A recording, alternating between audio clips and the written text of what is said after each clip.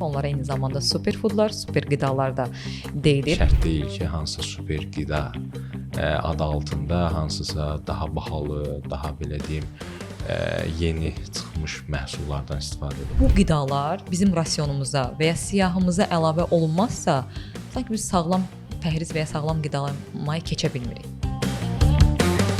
Super qida dedikdə yenilikçi, başqa coğrafiyadan gələn, bizim coğrafiyamızda çox da aid olmayan qidaları nəzərdə tutulur. Fərqlilik və fərdi yanaşma deyirsiniz. Eynən. Möcüzəvi diyetalar kimi yazmağa çalışdıqları həmin diyetaların tərkibində bizim rahat tapa bilməyəcəyimiz qidalar olur. Sağlam pəhriz, arıqlama deyəndə vəsaiti olan, çox qiymətli, bahalı bir şey olaraq düşünürlər. Bunlar da yenə Amerikada olan tendensiyanın bizə yansımasıdır. Elə bir qida varmı ki, biz onu hazırlayan zaman doğru şəkildə hazırlamırıq və bu zamanda onun qida dəyəri aşağı düşür. Qidanı ümumiyyətlə qəbul etdikdə fərqindəlik mənə görə ən vacibdir. Əziz dostlar, dəyərli izləyicilər, qidanın nəbzindən hər birinizi salamlayıram. Bugünkü podkastımızın çox maraqlı mövzusu var. Eyni zamanda son dövrlər çox insanın da diqqətini cəlb edən bir mövzudur. Dəbdə olan qidalardan bəhs eləyəcəyik.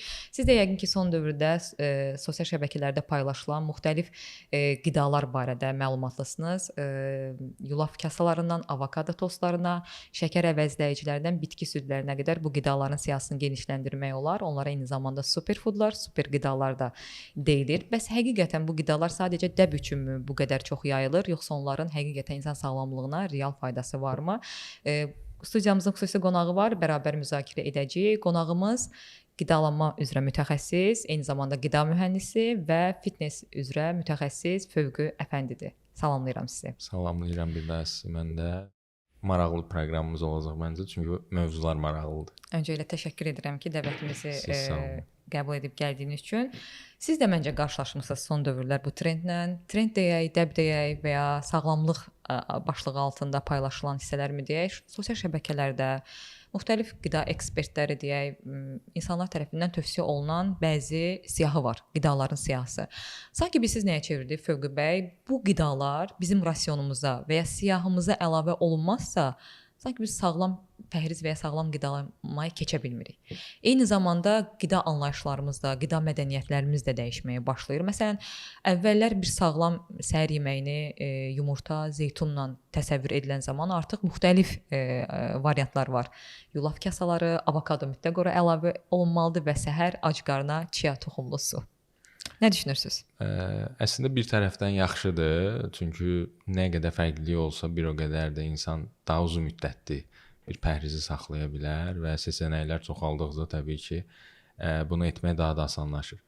Amma bunu bir reklam yönündən düşünsək, yəni bunlar olmadan da bizim pəhriz olmaz deyə düşünsək, bu yöndən düşünəndə həqiqətən də zərərli ola bilər.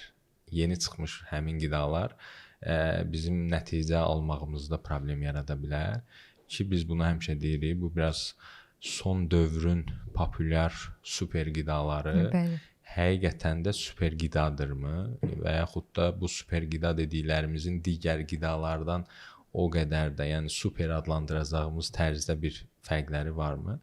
Yəni bunları ümumi analiz edəndə həqiqətən də ortaya çıxır ki, bunu bizim öz mədəniyyətimizdə və öyrəşdiyimiz uşaqlıqdan qidalarla da təmin edə bilirik.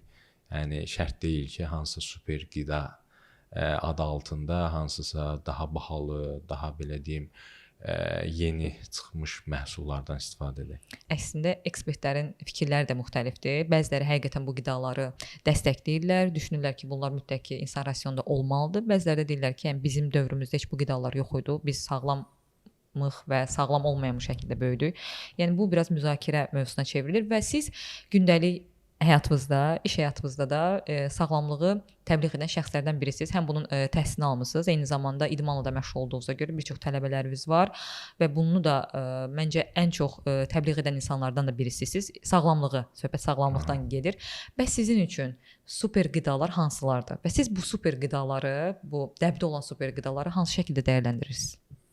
Mən ümumiyyətlə super qida dedikdə yenilikçi, başqa coğrafiyadan gələn, bizim coğrafiyamızda çox da aid olmayan qidaları nəzərdə tutmuram. Yəni super qida dedikdə mənə görə daha funksional, tərkibi, vitamin, minerallar, makro və mikro qidalar cəhətdən zəngin olan qidalar super qidadır.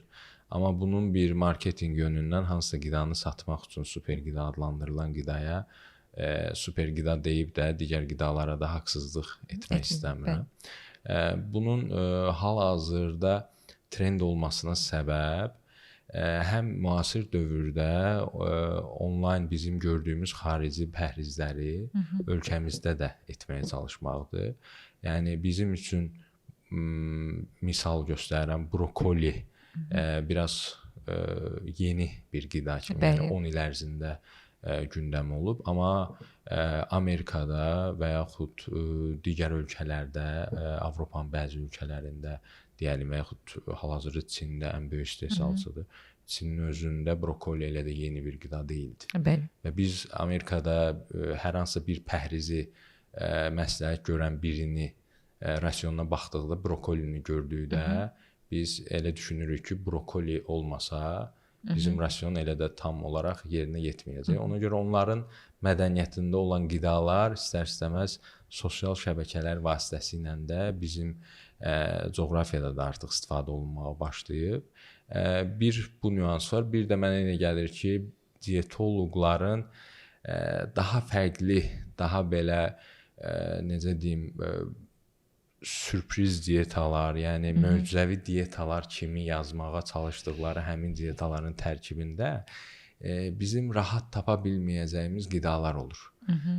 Və bu qidaların ora yerləşdirilməsində səbəb də istər-istəməz müştərinin psixoloji ona inanmasıdır. Çünki müştəri baxanda ki, orada bizim gündəlik istifadə etdiyimiz tərəvəzlər var və yaxud ət məhsulları var, başqa qidalar var, öyrəşdiyimiz qidalar. Onda belə bir hiss yaranır ki, tamam, mən onsuz da bunları özüm də yeyə bilərdim və yaxud rasionumda onları özüm də yaza bilərdim. Bunun bir fərqli cəhəti nədir? Halbuki orada qramlara diqqət etmir, orada bölgülərə diqqət etmir. Sadəcə o toplam olaraq adlarına baxır. Onun üçün belə sıradan görsəndiyinə görə dietoloqlar artıq bu kimi yollara əl atır ki, orada belə çətin tapa biləcəyi. Fərqli və fərdi yanaşma deyirsiniz. Eynən.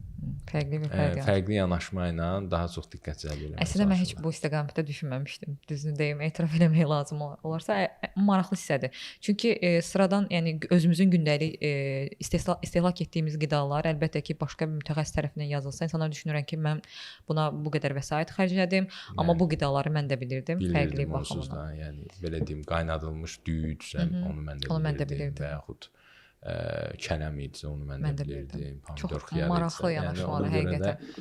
Hər dietoloq çalışır ki, orada nəsə möcüzəvi bir şey öz dırnaqarası kəşf elədiyi, yəni heç kəsin bilmədiyi bir qidanı və yaxud rasionu ora yazsın ki, geri dönüşdə daha belə cəlbedici olsun. Baxın, brokolidən danışdınız. Əslində yerli qida olmadığına görə bazarda qiyməti biraz bahadır. İnsanlar da sırf bu pəhriz anlayışını dediyiniz kimi müxtəliflik istiqamətində bəzi qidalar əlavə edirlər və artıq insanlar sağlam pəhriz, arıqlama deyəndə vəsaiti olan, çox yəni qiymətli, bahalı bir şey olaraq düşünürlər. Məsələn, bu brokoli bizim pəhrizimizə niyə əlavə olunur mütəxəssislər tərəfindən və onun hansı yerli qida dəyəri ilə əvəz eləmək olar, yəni qida məhsulunu əvəz eləmək olar? Əslində brokoli özü həm vitamin, həm minerallar cəhətdən zəngindir, amma buna əvəz edəcək onlarla qida var. Yəni bunlardan ən belə bəsidini desək gül kələmidir. Mənim də bəyəndiyim bir qidadır. Yəni vitamin, mineral, lif yönündən brokoliyə çox oxşardır və dad olaraq da mənim ağız dadıma daha uyğundur. Yəni brokoli uyğun olaraq şəxsən mən özüm brokoli neçə illərdir yemirəm. Özümü də məcbur etmirəm ona görə. Və bunun kimi başqa ispanağı demək olar və yaxud kələmin özündə olan vitamin, minerallar düzdür brokoli qədər deyil, amma yenə var. Yəni bu kimi qidaları saya bilərik ki, yəni vitamin, mineral yönündən zəngindir. Antioksidan yönündən də qəbul ediləndə, yəni bu yüzlərlə qida var. Vitamin C, vitamin Y yönündən zəngin olan qidaların çoxunluğunda antioksidan özəllikləri var. Yəni bu kimi də düşünsək, yenə yüzlərlə ona oxşar qidalar var ki, əvəz edə bilərik. Ona görə də şərt deyil. Yəni Şərtdir, bəli. brokoli olsun. Təbii ki, bir insan sevirsə brokolini və qida rasionunda olmasını istəyirsə, niyə də olmasın? Amma dediyimiz kimi şərt deyil, yəni. Bir istiqamət də var. Mən bunu da sizə sual vermək istəyirəm. Əslində indi düşündüm bunu ki, son dövrlər dəbdə olan və ya dəb kimi görsənən bəzi şəkərli məhsullar var ki, və ya şəkərli məhsullardan imtina edən insanlar var və bunu təbii şəkərlə əvəz eləməyi əlbəttə ki, mütəxəssislər tövsiyə edirlər. Təbii şəkər dediyimiz zaman əlbəttə müxtəlif qidaların tərkibində şəkər var, amma ilk ağla gələn daha çox meyvələrdir. Ki meyvələrin içərisində təbii şəkər var və sən bunu istehlak elədiyin zaman artıq istəyirsən. Çünki əslində məsələn qarabaşaq düyünün də içində şəkər var, amma istehlak elədiyimiz zaman çox da hiss eləmirik. Amma meyvələr elədi ki, birbaşa hiss edirsən. Və son dövrlər bəzi meyvələr var ki, kalori miqdarları çox az kimi qeyd olunur və bunlar da superfoodlara əlavə olunub. Məsələn, qaragilədir və ya açay gilə meyvəsi. Bunlar haqqında nə düşünürsüz? Onların əslində üzr istəyirəm sözünüzü kəsirəm və qiymətləri də yetər qədər bahadır. Bahadır. Çünki həm sezona uyğun olaraq, mövsümə uyğun olaraq dəyişir qiymətləri. Daha çox dondurulmuş olur həmin qidalar. Onlar da yenə Amerikada olan tendensiyanın bizə yansımasıdır. Yəni bir çox Amerikadakı dietalarda görə bilərsiniz onu. Onların yəni blueberry dedikləri də Amerikada. Məqsəd daha çox o antioksidan effektidir və bu idmançıların çoxunda da görsənir. Amma belə bir şey də var ki, onu da deyim, buradan çoxları bunu bilmir. Yeni çıxan araşdırmalara görə normadan artıq antioksidan qəbulu əzələ inkişafına mane olur. Və buna səbəb kimi orada oksigen radikallarının bədənin bərpasında iştirak etməyidir. Yəni idman etdikdən sonra da o sərbəst radikallar çoxalır və bunun qarşısı alındığı zaman bədənin buna reaksiyası da azalır. Yəni burada artıq hormonların reaksiyası, bədənin özünü bərpası, əzələnin sintezi, protein sintezi aşağı düşməyə başlayır. Çünki bədənin bir normal mexanizmasının qarşısını alırsınız. Belə olduğu halda, yəni normadan artıq antioksidan qəbul etmək, hər qidanın antioksidan tərkibi zəngin olsun, mən həmin qidanı qəbul edeyim və yaxud bir qidanın üzərinə fokuslanıb brokoli gün ərzində 1 kilo brokoli yemək və yaxud qida əlavəsi kimi əlavə antioksidan qida əlavəsi almaq kimi hallarda bunun müsbət yönündən çox mənfi yönünə artıq yönlənirik. Ona görə də buna mütləq diqqət eləsinlər və qidanı ümumiyyətlə qəbul etdikdə fərqindəlik mənə görə ən vacibdir. Yəni nəyə görə həmin qidanı seçməliyik? Hal-hazırda brokoli məşhur olub, nəyə görə brokoli? Yəni niyə başqa qida yoxdur brokoli? Mən düşünmürəm, bir çox insan bunu sırf araşdırır. Deyirlər ki, məsələn, sosial şəbəkədə məşhur bir insandır və ya təbliğat aparan bir insandır. Düşünürlər ki, bunun bir bildiyi vardır deyib onun altında. Çünki əslində tərkib dəyərinə həqiqətən baxsalar bəzi qidaların, yəni çox rahat əvəzlənmə üsullarını tapa bilərlər. Yəni öz məncə beyinlərindəki bütün sualların cavabıdır bu. Bəs qidaların istehlak miqdarı ilə yanaşı düzgün hazırlanma qaydaları da var. Məsələn, bir çox insan deyir ki, yulafdan da danışacağıq, amma birinci yulaf istehlakından danışaq. Görürük ki, bəzi insanlar yulafı sıyıq formasında hazırlayırlar. Bəziləri bunları yəni dondurulmuş şəkildə qatığa və ya xamaya əlavə edib üzərinə meyvə əlavə edərək istehlak edirlər. Yəni mütəxəssislərin fikirləri burada da müxtəlifdir ki, yəni yulaf bişmiş şəkildə istehlak olunmalıdır. Bəziləri deyir ki, yəni, o şəkildə də istifadə oluna bilər, çiy şəkildə və ya hər hansı bir süd məhsuluna qarışdırırıq biz, yalnız onu bişirmirik. Yəni temperatur emalına ehtiyac varmı, yoxsa yox? Bir bəlli qidalarda, ümumiyyətlə nişasta olan qidalarda, düzdür, yulafda nişasta digər qidalara nisbətdə daha az ola bilər, düyüyə nisbətdə, bizim pastalara nisbətdə, makaron, spagetti kimi. Amma ümumi götürüləndə nişasta tərkibi yenə çoxdur və nişasta tərkibi olan çox qidalarda bizim dirəncli nişasta dediyimiz bir, belə deyim, qida ya çevrilmə var ki, dirəncli nişasta adı üstünə bədən tərəfindən həmin nişastaya qarşı dirənc yaranır. Yəni bədən bu nişastanı istifadə edə bilmir. Və bir növ lif kimi özünü göstərir də, bədəndə liflər də təxmini olaraq bədən tərəfindən enerji kimi tam olaraq istifadə oluna bilmir. Həmin dirənsin nişastaya çevrilmədə bu bişirilmə və yaxud hazırlanma prosesi önəm daşıyır, amma buradakı önəm 10-15% civarıdır ki, yəni dirənsin nişastaya çevrilmə, normal nişastanın dirənsin nişastaya çevrilməsi. Bunu təbii ki, bəzi hallarda, məsələn, düyüdə bunu biz bişirdikdən sonra soyuducuda saxlamaqla həyata keçiririk 12-24 saat arası. Bu kimi hallar qidanın tərkibində dəyişikliklərə yol aça bilir, amma dediyim kimi o tərkibi bildikdən sonra və 10-15% sizə nə qədər də fərq edəcək, o da önəmlidir. Bir də burada yulafın zaten tərkibi liflərlə zəngin olduğuna görə sizin artıq bir dirənsin nişasta yaratmağınıza da ehtiyac yoxdur. Yəni mənə görə lif qəbulu özü şərt olduğuna görə və həmin yulafın tərkibində də lif kifayət qədər olduğundan mən elə də hazırlanma prosesinin bədənimiz tərəfindən belə deyim çox böyük fərqlərə yol açacağına inanmıram. Və siz elə düşünürsünüzmü? Elə bir qida varmı ki, biz onu hazırlayan zaman doğru şəkildə hazırlamırıq və bu zamanda onun qida dəyəri aşağı düşür və ya itir?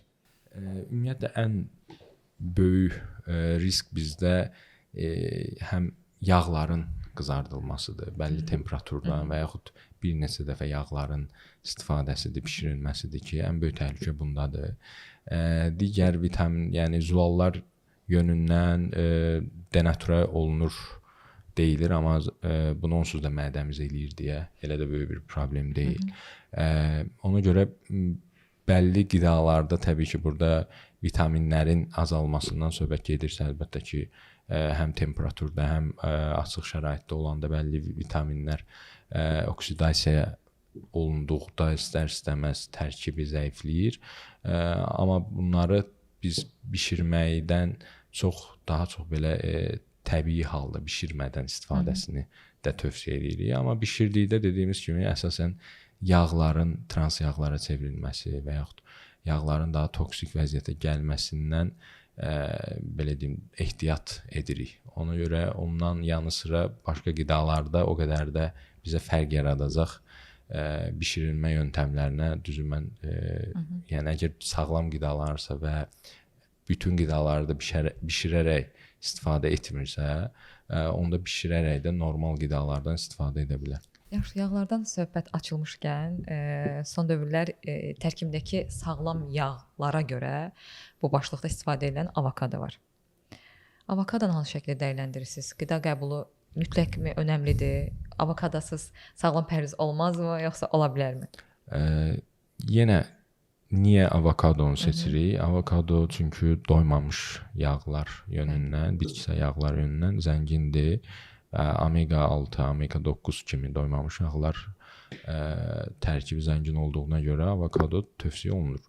Amma düşünsək ki, omega 9 bir çox qidaların tərkibində var və bizim üçün rahat əldə olunan, coğrafi olaraq bizim ölkədə və mədəniyyətdə çox istifadə olunan yağlar da var ki, yəni buna kətan toxumu yağı nümunə götürə bilərik, küncüt yağını nümunə götürə bilərik. Bunlar da tərkib olaraq hətta avokadodan daha zəngin yağlara sahibdirlər. Ona görə tam olaraq avokado şərtdirmi? Xeyr. Yəni mən özüm də avokado istifadə etməyi xoşlamıram. Ümumiyyətlə avokado, brokoli sonradan bizim pəhrizlərə daxil olan qidalara qarşı biraz məndə biraz da damaq dadımıza uyğun deyil deyə mən də çox yəni seçmirəm və onu başqa qidalarla əvəz edirəm. Bunu bizi izləyənlər də edə bilər. Təbii ki, dediyimiz kimi orada məqsəd önəmlidir və məqsədə də digər qidalarla çata bilirik deyə avokadonun da elə də şərt olmadığını düşünürəm. Əslində çox yaxşı hissələrə vurulursunuz və çox ətraflı və açıqlayıcı məlumat verirsiniz ki, çünki əgər insan həqiqətən də sağlam və ya faydalı şəkildə qidalanmaq istəyirsə, bunu mütləq ki araşdıraraq eləməlidir.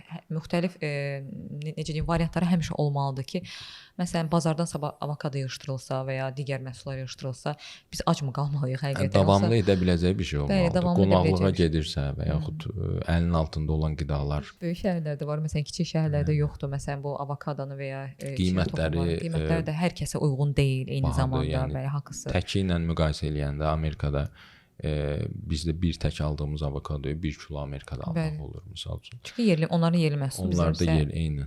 Xarici bazar məhsulumuzdur. Yulafdan bayaq danışdıq. Mən istəyirəm biraz yulafın faydalarından danışasınız və eyni zamanda idmanla məşğul olan bir çox insan idmandan öncə və ya əzələ inkişafı üçün düşünürlər ki, yulaflı kokteyllər hazırlayırlar. Yulaf, süd, banan. Bəzi insanlar da deyirlər ki, bunlar sırf kökəlmə məqsədi istifadə olunan məhsullardır. İstəyərdim ki, həm idman mütəxəssisi olaraq, həm də ki, sağlam qidalanma şəklində bunları bir tarazlayaq sizinlə. Yulaf əslində səhər qidası olaraq, əslində bu səhər qidası olaraq deyirik, amma gün ərzində də qəbul edilə bilər. Yəni bir seçənək kimi mən özüm də hərdən istifadə edirəm. Yəni bunu kokteyl formasında edənləri var dediyiniz kimi və yaxud hazırlayıb isti su ilə və yaxud bişirərək artıq bir neçə növ yulaflar da çıxıb, tez hazır olunan və yaxud gec bişirilən yulaflar. Bunların əsas kokteyllərdə istifadə olunma səbəbi bəzən müştərilərimiz oturub yemək vərdişi olmadığına görə və yaxud iştah yönündən kokteyl içmək daha rahat olduğuna görə belə bir seçənək edirlər ki, onlar bunu kokteyl formasında edirlər. Bunu halbuki rahat bişirərək də edə bilərlər də eynən. Yəni bunun yulafın hal-hazırda əvəz ediciləri karbohidrat yönündən düşünsə yenə də var.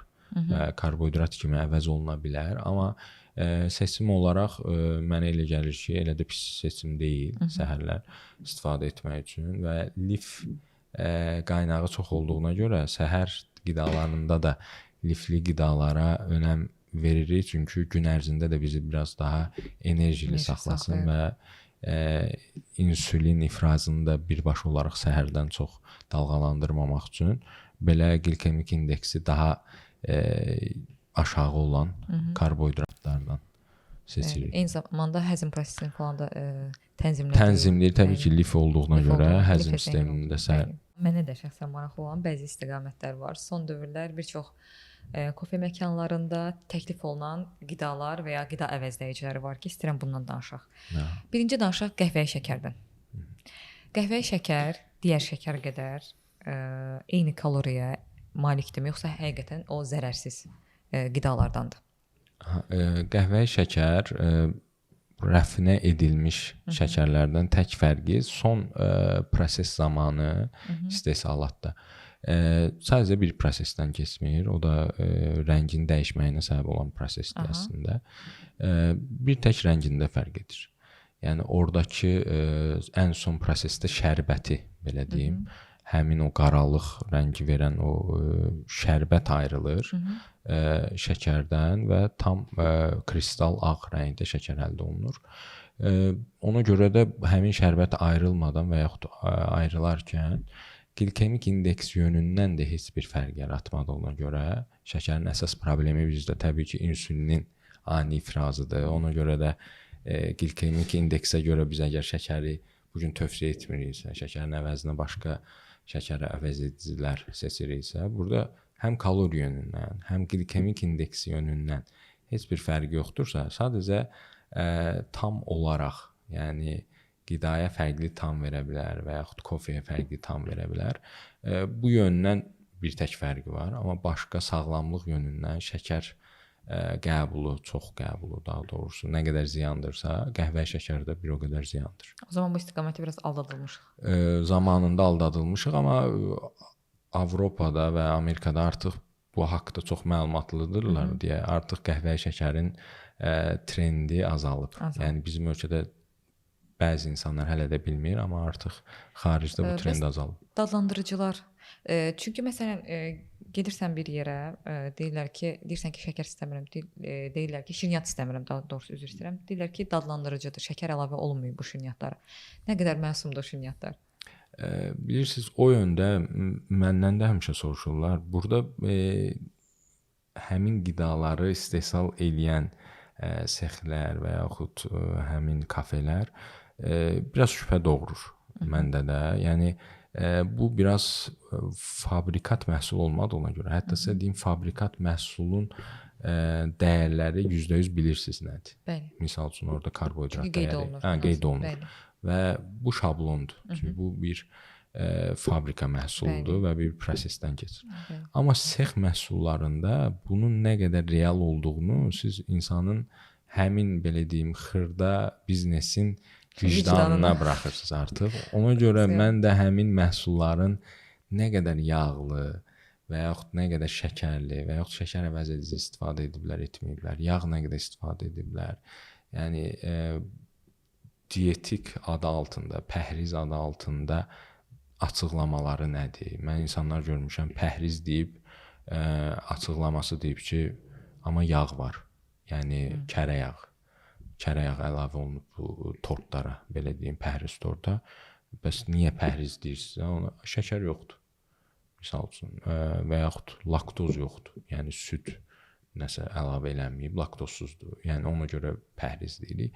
Onların pəhriz anlayışı da fərqli olduğuna görə, bir mütəxəssis olmadığına görə tam olaraq onlara nə qədər inanmaq olar, mən də sizin kimi, yəni sual altındadır. Yəni %100 belə rahatlıqla həmin qidaları istifadə edə bilmirəm. Amma şəkər əvəzedicilərə gəldikdə bu artıq onların istehsalı deyil də, şəkər əvəzedicilər bizə xaricdən gəlir. Və onlar təbii ki, kalorisiz olduğuna görə onları rahatlıqla seçim edib istifadə edə bilərlər. Çünki bir müddət öncə belə bir artıq insanlarda sürətli bir trend yarandı və ya düşüncə yarandı. Bir çox mütəxəssislər, xarici mütəxəssislər tərəfindən açıqlama verildi ki, və şəkər əvəzləyicilər heç də məsum deyillər. Onlar yetəri qədər şəkərə malikdirlər və göründüyü qədər deyil. Yəni onlardan istifadə eləmək və ya tərkiblərinin müxtəlif istiqamətdə dəyişdirilməsi, bununla bağlı əslində müzakirə olacaq hissələr çoxdur. Yəni düzü hansı mütəxəssislər dediyini bilmirəm bunu, amma şəkər əvəzedicilər sırf orada molekulyar olaraq belə deyim, həmin sukrozanın və yaxud qlukozanın molekulyar quruluşunda bəlli dəyişikliklər edərək həmin kalorinin, yəni şəkərin bizim bədənimiz tərəfindən kaloriyaya çevrilməməsi, yəni tam istifadə olunmamasına gətirib çıxardır. Bu əslində aspartamda da eynidir, sukralozda da eynidir, bitkisel steviyada da eynidir. Yəni bu kimi bir neçə şəkər əvəzedici var ki, bunlar %100 kalorisidir. %100 dediyim, orada istehsalat prosesi zamanı bir miqdar dekstroz əlavə oluna bilir, amma o da çox az miqdarda olduğuna görə bəlkə də görərsiniz, kalori baxımından göstərəndə bəlli içəcəklərin tərkibində yazılır ki 0.1. Misal üçün o 0.1-də dekstrozdan gəlir, böyük ehtimal.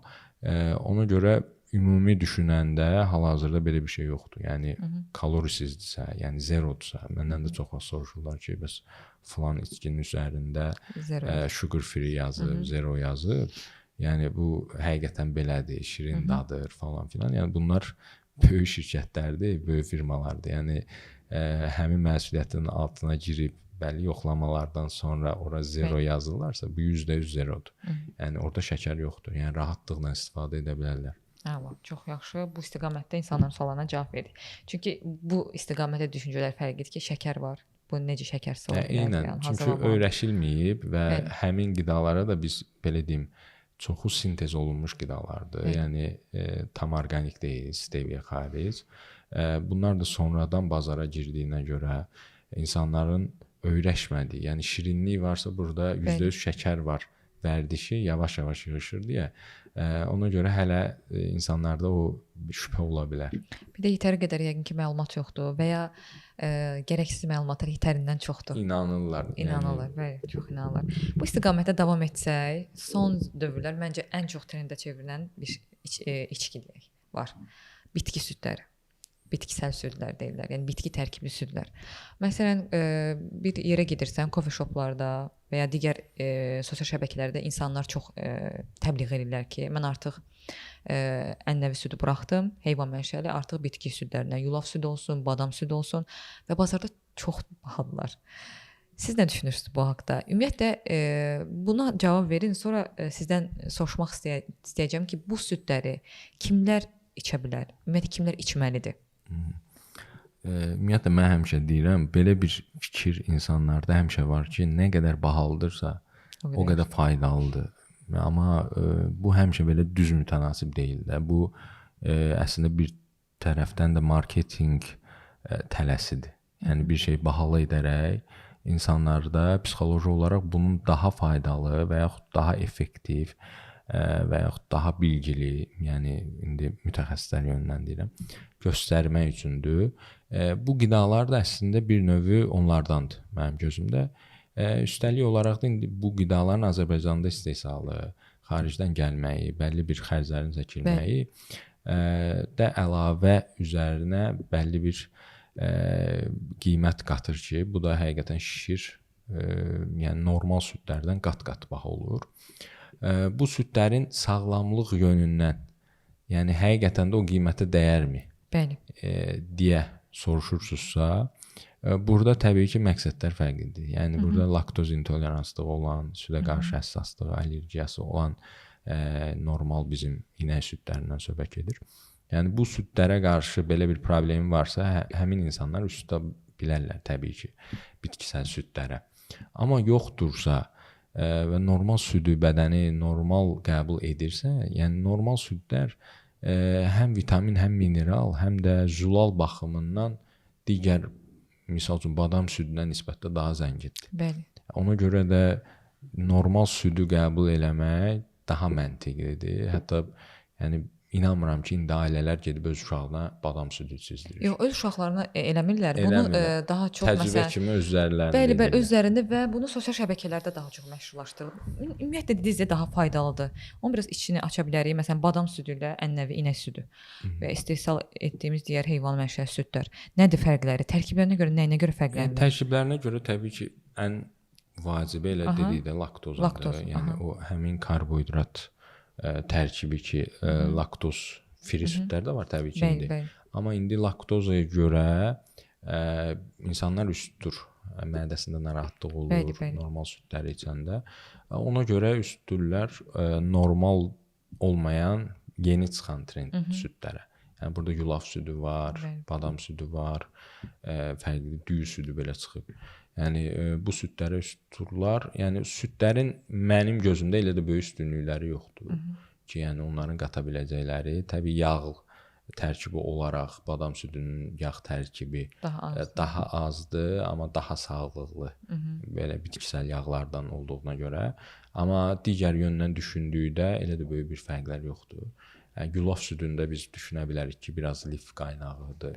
Ola bilər deyə liflə zəngindir, amma bunu da düşünsək ki, gün ərzində yulaf istifadə edirsinizsə və yaxud normal meyvə tərəvəz qida istifadə edirsinizsə, yəni lifi yetər qədər qəbul edirsiniz. Yəni yulaf südünə ehtiyac yoxdur, onsuz da onun miqdarı da azdır yulaf südünün. Yəni bu kimi amilləri nəzərə alanda fərqləri bunlardır. Əlbəttə qida intoleransı və ya qida allergiyası olan insanlara aid deyil. Əlbəttə ki, bəzi insanlarda həzm prosesində pozğunluqlar baş verir heyvan mənşəli südlərlə bağlı. Əlbəttə onların istifadə etmək üçün çox əladır.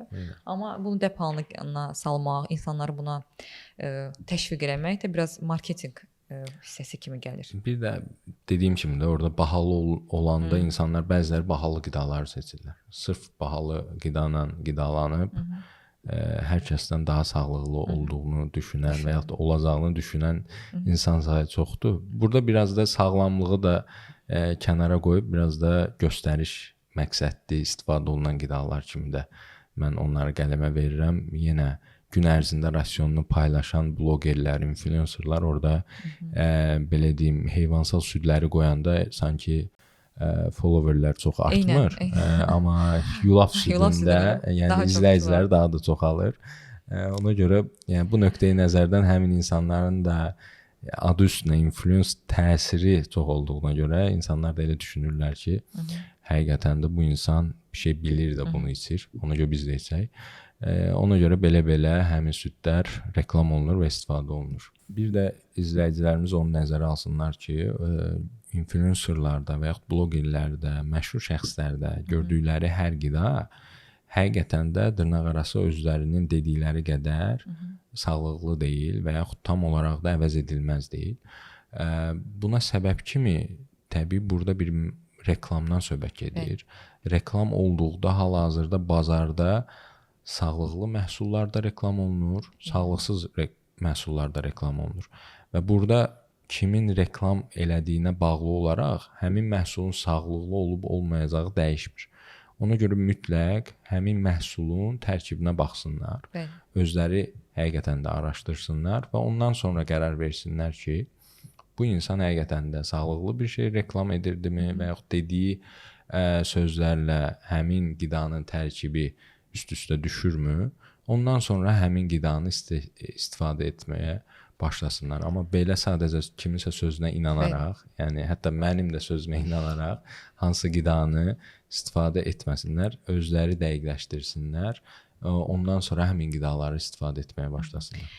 Sosial şəbəkələr həqiqətən günümüzdə həyatımızın bir çox hissəsini yönləndirir, bizə istiqamət verir və ya məlumat qazandır. Amma əlbəttə ki, siz dediyiniz kimi bu məlumatların kim tərəfindən və hansı dərəcədə doğru olmağı çox önəmlidir. İnfluencerlar olsun, izləyicisi çox olan şəxslər olsun və sosial şəbəkədə aktiv olan insanlar müxtəlif istiqamətlərdə bu öz izləyicilərini qiymətləndirir və dəyərləndirir və çox zaman marketinq hissəsində burada qatdıqlarını izləyicilərimiz unutmamalıdır. Müəyyən bir qidanı təbliğ edirsə və onun həqiqətən faydalarını normal şəkildə izah edə bilmirsə, əlbəttə ki, bu hər hansı bir PR məhsuludur böyük ehtimalla. Çünki əgər insan nə isə təbliğ etməyə çalışırsa, nə isə haqqında məlumat verməyə cəhd edirsə, onun sağlamlıq tərəfini aydın şəkildə, insan anatomiyasına uyğun şəkildə izah eləməlidir. Bu mənim şəxsi fikrimdir. Və biz də mütləq ki, kimin sözünə istiqamətlənəcəyimizi özümüz təyin eləməliyik. Əgər bir insan həkim deyilsə və ya qida mühəndisi deyilsə, bu işin eksperti deyilsə, rəy verə biləcək şəxs deyilsə, biz sadəcə şəbəkəsi çoxdur, şəbəkəsi aktivdir, izləyicisi çoxdur, çox insan bunu izləyir deyə bir insanın sözünə əməl etməməli. Çünki sağlam həyat çox önəmlidir. Sağlamlıq çox önəmlidir. Çünki bizim şəxsimizə, özümüzə aid olan bir şeydir. Bədənimizdə biz qorumalıyıq və bunu yönləndirmək mütləq ki, özümüzdən asılıdır.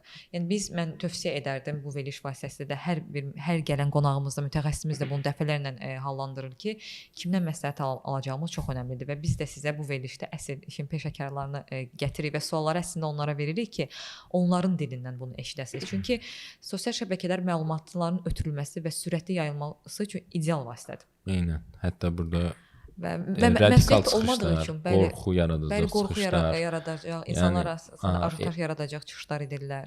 O çıxışlar daha çox yayılır və bundan da istifadə edib insanları qorxudub, bu suyu içməyin, bu yeməyi yeməyin, bu qida sizin bildiyiniz qədər sağlıqlı deyil, bu qida öldürür, nə bilim, belə başlıqlarla siz daha çox izləyici toplaya bilirsiniz və baxış yığa bilirsiniz. Yəni, bunu biz də istifadə edə bilərik, amma eləmirik, təəssüf. Amma eləyən insanlar var və belə daha çox baxış yığırlar. Amma bu sırf baxış üçün olan kontentlərdir və insanların arasında da belə bir ajitaj yaradır. İnsanlarda da həmin qidalara qarşı qorxu yaranır. Hətta trend olan bəzi videolar var indi. İnsan yeməyə çalışır, bir neçə məhsullar var qabağında. Hər məhsulu yeməyə çalışanda bir video ağlına gəlir ki, bunu yesən falan diyetolog belə demişdi, bunu yeməyin zərərlidir. Sonra onu qoyur, başqa məhsul yeyir. Sonda elə çıxır ki, heç yeyə bilmir, az qalmalıdır. Ona görə belə qorxu yaradacaq videolara da çox inanmasınlar. Çünki bu daha çox baxış yığmaq üçün çəkilən videolardır. Əslində Fəvqi bəy, siz necə düşünürsünüz? Dərindən düşündüyümüz zaman, məsələn, bu 3 qida öldürür və ya falan su zərərlidir. Bunu müşahidə aparmaq üçün ciddi bir zaman, əmək və ciddi bir biliyə ehtiyac var. Çünki məsələn bir neçə meta-analizlərə ehtiyac var. Yəni bunlar sizin və yaxud mənim deyə biləcəyim sözlər deyil. Bunlar yüzlərlə insanın üzərində bir neçə müddət araşdırmalardan sonra ortaya çıxa biləcək bir neçə elmi məqalələrin nəticəsində olan bir cavabdır və yaxud nəticədir. Ona görə bunu qalxıb da öz adından, öz xırda bir bilgindən, xırda bir çevrənlə və yaxud öz təcrübənlə nə isə paylaşmaq, mən yulaf tövsiyə eləmirəm, çünki yulaf məndə bu kimi problemləri gətirir.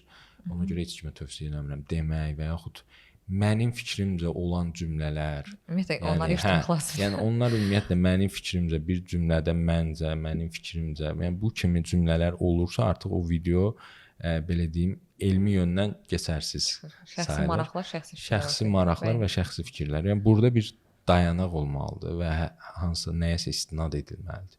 Yəni burada da heç bir elmi araşdırmaya istinad edilmirsə, mənim bir çox videomda, hətta demək olar 99%-ında əgər hansısa məlumatı verirəmsə, orada istinadlar olur. Və bunu biz elmi məqalələrdən tutun, digər elmi sizin yazılarda da görə bilərsiniz ki, hamısında istinadlar var. Yəni istinadsız məlumat sadəcə boş danışılmış çayxana söhbətinə oxşuyur. Ona görə həmin çayxana söhbətlərinə də izləyicilərimizi də buradan səslənmək istəyirəm ki, inanmasınlar və orada istinad olmayan heç bir məlumatı ciddi qəbul eləməsinlər və üzərinə araşdırma eləsinlər. Allah razıyam. Sizin bir istiqamətiniz haqqında sual vermək istəyirəm. İdman barəsindədir. Məncə insanların daha çox idmana getdiyi zaman istifadə etdikləri bir qida var. Məsələn, yetər qədər protein miqdarı qəbul etmədiyin zaman protein tozlarına müraciət edirlər və ya düşünürlər ki, protein tozu içmədən heç bir idman faydalı sayılmır. Mən əzələ kütləmi artıra bilməyəcəm və ya enerjili olmayacam. Protein tozları nə qədər insan orqanizminə faydalıdır? Bəzi insanlar deyirlər ki, zərərlidir. Hətta bununla bağlı müxtəlif düşüncələr araşdırdığımız zaman o qədər komment ortaya çıxdı ki, bədən tərəfindən bizim yediyimiz digər heyvansal, heyvan mənşəli zülallar cəhətdən belə də böyük bir fərqi yoxdur. Tərkibcə amin turşuları tərkibi demək olar ki, eynidir. Ona görə də %100 protein tozu qəbul eləməlisiniz deyə bir şey yoxdur. Gündəlik rasionunuzda kifayət qədər əgər həmin zulallardan qəbul edə bilmirsinizsə, həmin heyvansal mənşəli zulallardan qəbul edə bilmirsinizsə, bu səfər qida əlavəsi kimi öz pəhrizinizə əlavə edə bilərsiniz və sağlamlıq yönündən də az öncə də bəhs etdiyimiz kimi meta-analizlər və illərlə edilən araşdırmalar göstərir ki, sağlamlıq üzərində və bu təbii ki, sağlıqlı insanlardan söhbət gedir. Yəni böyrəyində xəstəliyi olmayanlar, bəli, xroniki xəstəliyi olmayan insanlardan. Fərqli xəstəlikləri olan insanlar təbii ki, həkimlə məsləhətləşməlidir, amma normal sağlam insanlar üzərində heç bir zərəri olmadığı ortaya çıxıb. Bunu hərdən protein dedikdə, zülal dedikdə digər idman performansını artıracaq sintetik kimyəvi məhsullarla qarışdırırlar. Onlarla qarışdırdıqlarına görə bu çox dietoloqlarda da görmüşük, həkimlərdə də görmüşük. Çıxışları zamanı həmin kimyəvi məhsulların, sintetik məhsulların yan təsirlərini sadalamağa başlayırlar protein dedikdə. Yəni burada cinsi zəiflik, bədəndə səpmələr, qaraciyər üzərindəki əlavə yük, toksik effekt. Yəni bunlar əslində sintetik və kimyəvi digər anabolik məhsulların əslində yan təsirləridir. Və həkimlər bu haqqda məlumatsız olduğuna görə bəzilərindən söhbət gedir və dietoloqlar məlumatsız olduqlarına görə bunları qarışdırırlar və insanlarda da elə fikir formalaşdırırlar ki, yəni toyuğa bərabər olan bir protein tozu, yəni bizim filə dediyimiz toyuq filəsi ilə eyni tərkibə hardasa bərabər olan bir protein tozunu başqa anabolik dərmanlarla, yəni bu testosteron ola bilər, testosteron molekullu, steroid molekullu başqa anaboliklər də ola bilər, onlarla qarışdırırlar. Ona görə zərər dedikdə çox zərərlidir və yaxud fəsadları çoxdur deyə insanlarda belə qorxu yaradırlar. O zaman belə başa düşə bilərik ki, əslində protein tozunu qəbul etməsə, digər qidadan yetər qədər protein alsaq kifayət edir. Yəni bizim əzələ inkişafımıza, idman performansımıza. Eynən. Və qida əlavələri də dedikdə zaten bizim rasionumuzdakı qidalara əlavə olaraq və bu da satışı varsa, bəzən soruşurlar bəs hardan bilək ki, bu həqiqətən anaboliklərdir, yəni kimyəvidir, sintetikdir. Bunun açıq şəkildə satışı varsa, bu o deməkdir ki, bu legaldır. Digər dediyimiz, sadaladığımız bədən üçün zərərli olan məhsullar illegal olduğuna görə siz gedib hansısa dükandan onu rahat şəkildə ala bilmərsiniz. Ona görə rahat şəkildə ala biləcəyiniz qida əlavələrinin hamısı demək olar ki, qida tərkibi legaldır və çoxunluq, hətta sizə deyim 99% təbii qidalardan hazırlanır. Bəli, əla. Fövqü bəyin də çox gözəl çıxış oldu bu istiqamətdə ki, əgər həqiqətən rasionumuzu doldura bilmiriksə, bu zaman digər əlavə qida məhsullarından istifadə edə bilərik. Yəni onlar heç bir şəkildə insanların sağlam qidalanmasını təmin etmirlər, sadəcə dəstək ola bilərlər. Eynən. O zaman son olaraq izləyicilərimiz adından sizə bir sual vermək istəyirəm. Sizin ən sevdiyiniz qidalar, rasionunuzda əlavə etdiyiniz və siz istiqamətiniz baxımından da çox sağlam həyat sürən bir insansınız və insanlar çox zaman sizdən elə məsləhət də alırlar və hətta bunu necə deyim, dəstəkləmək üçün sizə də müraciət edirlər. Sizin ən sevdiyiniz qidalar, sizin üçün superfoodlar hansılardır ki, rasionunuzdan çıxarmırsınız və tövsiyə edirsiniz? Ümumiyyətlə rasionumda, yəni sevdiyim qida dedikdə mən bu mövhumu artıq bir neçə ildir ki, ortadan qaldırmışam. Yəni psixoloji olaraq düşünəndə mənim üçün qida həqiqətən bizdə bir deyim var. Yemək üçün yaşama, yaşamaq üçün ye. Biz artıq yaşamaq üçün yemək məntiqinə keçmişik və bir qida bizə nə qədər xeyri olar, o kimi baxırıq. Bəli. Və bir qidanı görəndə ondakı dadı yox, belə deyim, tərkibini artıq görürük və ona görə analiz edib seçirik. Və bu məntiq əslində bir insanda formalaşandan sonra bir müddət bunu edəndən sonra artıq onda həmin qidanın dadına yox, tərkibinə uyğun olaraq seçim edə bilir.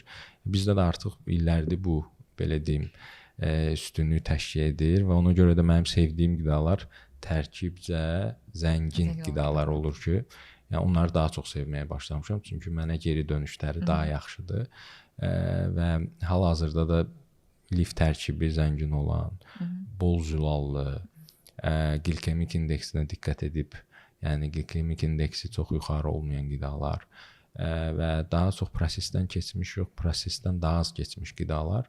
Yəni bu kimi qidalar mən daha çox sevməyə başlamışam, çünki funksionaldır, tərkibi zəngindir. Və ən azından günün sonunda bilirəm ki, bu qidaların mənə xeyri var və anlıq sevinc hissi duyduğum qidalar deyil də. Yəni bu illərlə mənə sevinc hissi verəcək və yaxud xoşbəxtlik olacaq.